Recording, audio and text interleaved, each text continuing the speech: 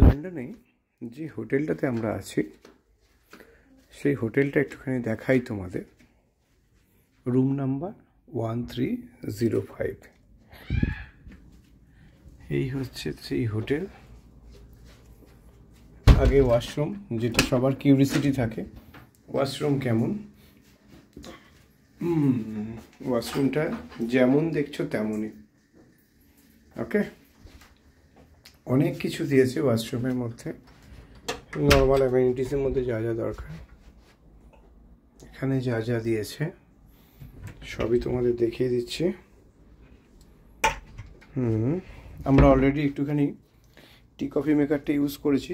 বেশ কিছু জিনিস এখান থেকে আমাদের অলরেডি খাওয়া দাওয়া হয়ে গেছে।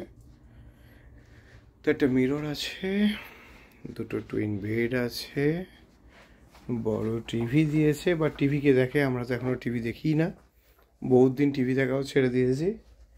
একটা এত বড় কাঁচের জানলা দিয়েছে। তো ভাই বলো, ভাই তোমার কি এক্সপিরিয়েন্স বলো।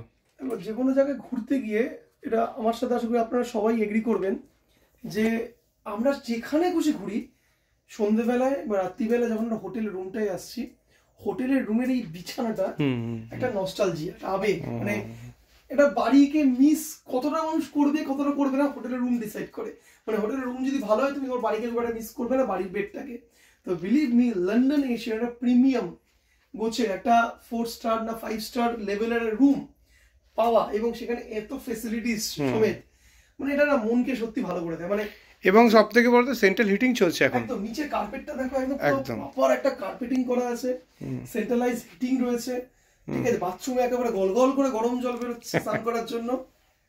এবং এখানে কমপ্লিমেন্টারি বোতল তোমার এখানে বডি ওয়াশ, ভেতরে হচ্ছিল বডি লোশন, শ্যাম্পু, ওয়াশ, আবার সবকিছু এখানে রয়েছে। সব মিলে কিন্তু একেবারে মানে সত্যি ফাটাফাটি একটা ব্যাপার। তো চলো, এরপরে আবার পরে আসবো নেক্সট যেখানে যাব সেখানকার হোটেল নিয়ে। তো এই ছিল আমাদের লন্ডনের হোটেল।